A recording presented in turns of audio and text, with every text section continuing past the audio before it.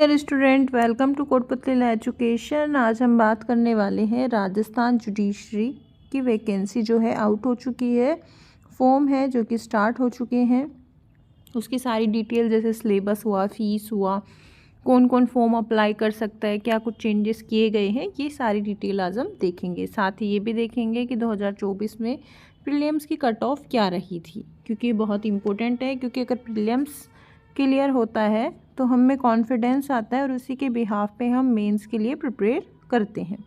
तो आज हम इसी वीडियो में ये सारी चीज़ें देखेंगे। तो आप इस वीडियो के लास्ट तक बने रहें। वीडियो को लाइक और शेयर भी कर लें, चैनल को सब्सक्राइब भी कर लें, साथ ही बेल आइकन पर भी प्रेस कर लें, जिससे आगे आने वाली वीडियो अपडेट आपको प्रोवाइड होती रहेगी। तो चलिए अभी हम देखते हैं राजस्थान हाई कोर्ट जोधपुर की, जो हमेशा हर साल आती रहती है आरजेएस की वैकेंसी सिविल जज की, वो आ चुकी है।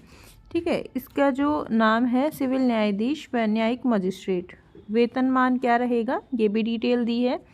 साथ ही में ऑनलाइन आवेदन करने की प्रक्रिया, इसमें आपको राजस्थान हाई कोर्ट की ऑफिशियल वेबसाइट पे अप्लाई करना होगा, जो कि ऑफिशियल वेबसाइट यहाँ बता रखी है www.scraj.nic.in। ठीक है, यहाँ से आपको फॉर्म अप्लाई करना है। फॉर्म जो अप्लाई करने की डेट है वो आपकी 1 तारीख से स्टार्ट हो जाएगी, मतलब शनिवार से, और 1 बजे से स्टार्ट होगी।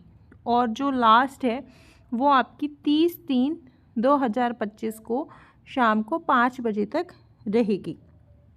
ठीक है, तो मतलब आपके पूरा 1 महीना ये एग्ज़ाम फॉर्म अप्लाई होंगे। शुल्क जमा करवाने की समय सीमा है जो कि आपको 31 तक, मतलब 1 डे एक्स्ट्रा दी जाएगी। उसके बाद है ऑनलाइन आवेदन करने, ऑनलाइन परीक्षा शुल्क जमा करवाने, जो पोर्टल है उसी पर ही होगी, कोई और मतलब कहीं नहीं होगी, ये भी ध्यान रखना है। प्रारंभिक व मुख्य परीक्षा का स्थान, माह व दिनांक, जो कि मुख्य परीक्षा है जो कि जोधपुर और जयपुर में आयोजित किए जाने की संभावना है। संख्या अधिक होने पर जो भी संभागीय जिला मुख्यालय वहाँ भी परीक्षा आयोजित करवाई जा सकती है। ऐसा कोई फिक्स नहीं है, अभी डेट है जो कि नहीं दी है। ठीक है, जो कि यहाँ पे बता दिया जाएगा। परीक्षा शुल्क देखिए, जो कि जनरल कैंडिडेट हैं, ओबीसी हैं, एमबीसी है, उनकी 1500 रुपये है फ़ीस। और जो नॉन क्रिमिनल जो श्रेणी में आते हैं, ईडब्ल्यूएस जो रखते हैं, ठीक है, जनरल कैटेगरी में ही होते हैं कुछ कैंडिडेट जिनका इकोनॉमिकल वीकर सेक्शन कैटेगरी में रखा जाता है, जिनको एमबीसी हैं, उनकी 1250 रुपये। और राजस्थान राज्य के अनुसूचित जनजाति जो SC ST हैं उनकी 800 रुपये। और जो पर्सन जो बेंचमार्क डिसेबिलिटी है, मतलब जो दिव्यांगजन है, उनकी 0 है। परीक्षा शुल्क है जो कि वापस नहीं किया जाएगा। आप पास हो, फेल हो, कोई भी कैंडिडेट हो, आपको ये जो परीक्षा शुल्क लिया जाएगा 1500, 1250 या 800 रुपये, वो आपको किसी भी हालत में वापस नहीं किया जाएगा। ठीक है, और इसमें बता रखा है कि यहाँ पे वैकेंसी कितनी आई है। यहाँ वैकेंसी जो कि मेन रहता है, कितनी वैकेंसी आई है, वो 44 वैकेंसी है। जनरल के लिए 17 है, SC के लिए 7, ST के लिए 5, OBC के लिए 9, EWS के लिए 4 और MBC के लिए 2। ठीक है, ये सारी पोस्ट रहेंगी। इसके बाद है यहाँ पे बता रखा है कि बैकलॉग वैकेंसीज़ हैं, जो कि एक रखी गई है, एक पोस्ट फॉर सर्विसमैन के लिए। अब देखो यहाँ पे बता रखा है कि आरक्षण किस हिसाब से दिया गया है। देखो यहाँ पे सभी को, जैसे दिव्यांगजन हुए, महिला हुई, भूतपूर्व सैनिक हुए, उनको दिया गया है। अब यहाँ पे देख सकते हैं हम कि आर्थिक रूप से कमज़ोर वर्ग है, उनको भी वैध प्रमाण पत्र प्रस्तुत करना होगा। और यहाँ पे बता भी रखा है कि कब से कब तक का वैलिड होगा। इसके बाद है ये, हाँ, यहाँ से कि कौन कौन फॉर्म अप्लाई कर सकता है। तो आपने LLB की हो सबसे पहले तो, ठीक है, और किसी भी विश्वविद्यालय की विधि स्नातक की उपाधि धारित ना करता हो, देवनागरी लिपि में लिखी जाने वाली हिंदी भाषा, राजस्थान बोली, गहन ज्ञान होना चाहिए। ठीक है, तो ये आपका हो, और साथ ही में जो LLB फाइनल ईयर में है, ठीक है, या फिर फाइनल सेमेस्टर में है अभी, वो भी ये फॉर्म अप्लाई कर सकते हैं। ऐसे आवेदक को वांछित शैक्षणिक योग्यता जब लिखित परीक्षा से पूर्व ही, मतलब प्रीलिम्स का जब रिजल्ट आएगा और जब मेंस के लिए आप फॉर्म अप्लाई करोगे, तब तक आपका जो ये बोलते हैं ना रिजल्ट आ चुका हो, उसका प्रमाण पत्र मुख्य लिखित परीक्षा होने के 7 दिवस के भीतर, ठीक है, आ जाना चाहिए, जो कि आप जोधपुर के कार्यालय में प्रस्तुत करना होगा। इसके बाद है शारीरिक उपयुक्तता, मानसिक और शारीरिक तौर से आप स्वस्थ हो या फिर दोष मुक्त ना हो। राष्ट्रीयता है कि आप भारत के नागरिक होने चाहिए।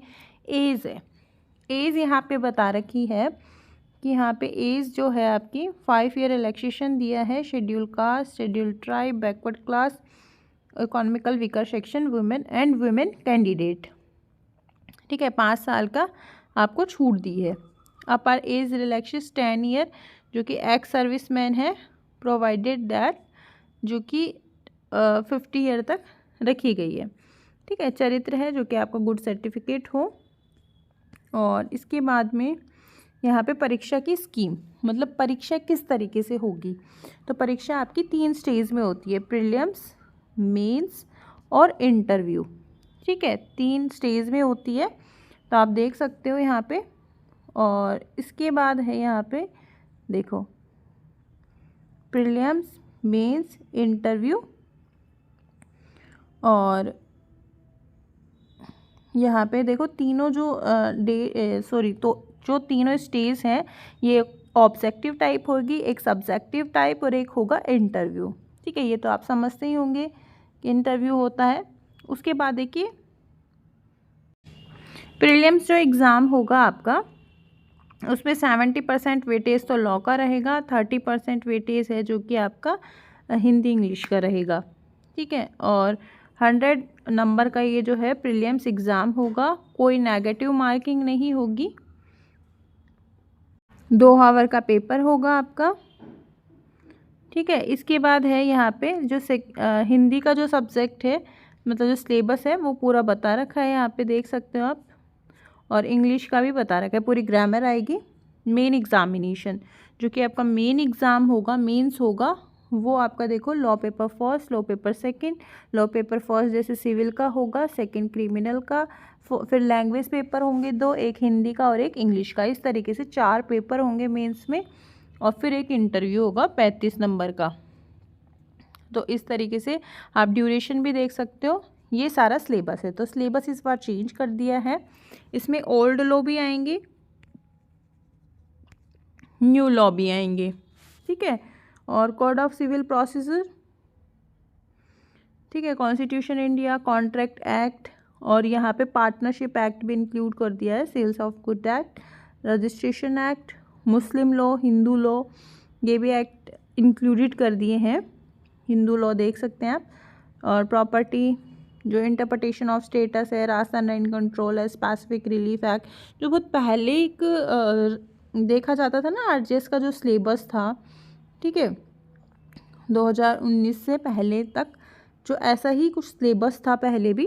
ठीक है, सिर्फ इसमें और 2-3 एक्ट्स इंक्लूडेड थे, और बाकी वही सेम वही वाला सिलेबस कर दिया है पूरा। लॉ पेपर सेकंड में वही कि आपको पूरा क्रिमिनल लॉ पढ़ना पड़ेगा, राशन एक्साइज एक्ट भी डाल दिए। और यहाँ पे देख सकते हो sexual harassment of women in work place, जो कि 2013 का लॉ है, वो भी डाल दिया। और representation of women prohibition act डाल दिया है, protection of children and sexual offence act, POCSO, ये सब तो चलो पहले भी थे। आईटी एक्ट भी डाला है नया।